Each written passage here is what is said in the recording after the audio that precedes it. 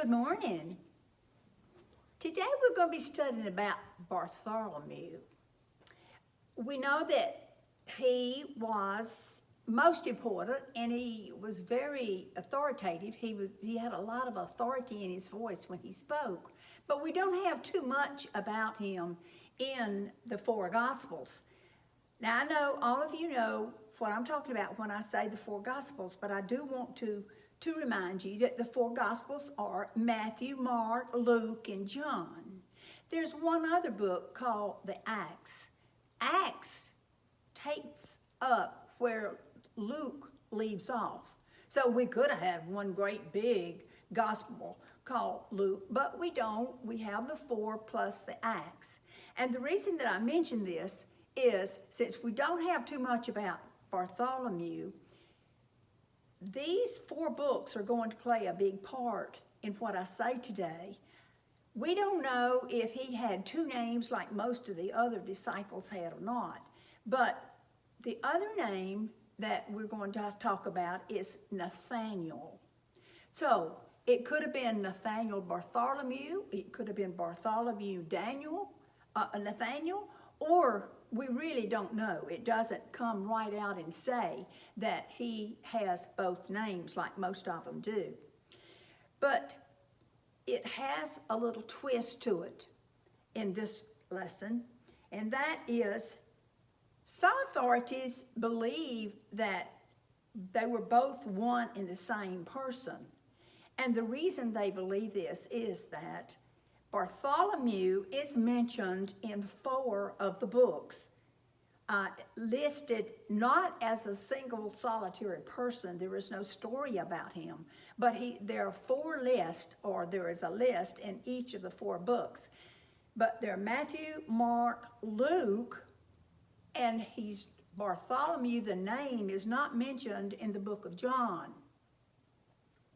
However, when you get to the book of John, the same list of apostles are listed, except instead of Bartholomew, they mention Nathaniel. So that's why the authorities think that they are one and the same person.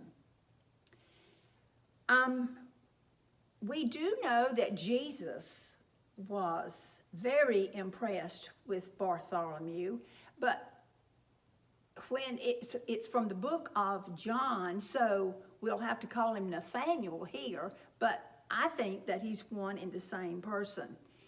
But it's very interesting. Jesus walks directly up to him, and instead of calling him by his name, he says, "Behold, an Israelite, indeed, to whom there is no guile." In whom there is no guile. Now, unless you know what guile means, it doesn't make any sense to us. So let me explain to you what guile means. Guile means evil, deceitful, sneaky, not good.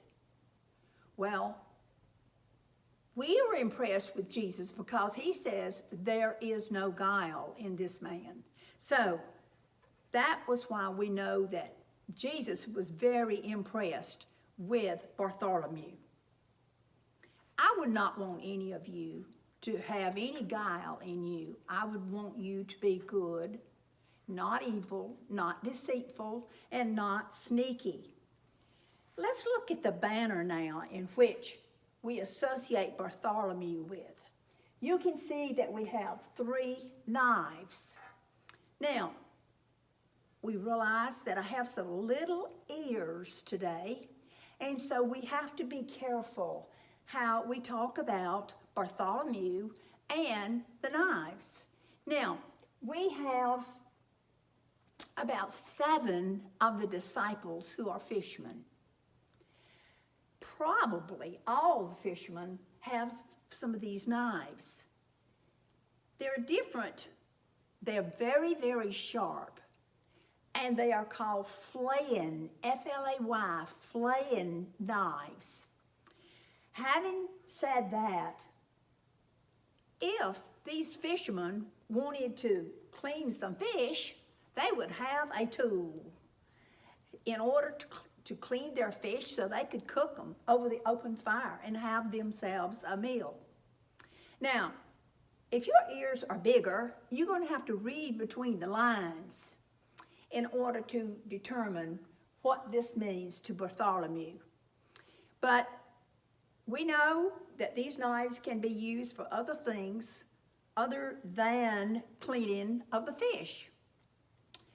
So you will recall at the beginning that I used martyrdom, martyred, for another word having to do with the symbols of the disciples.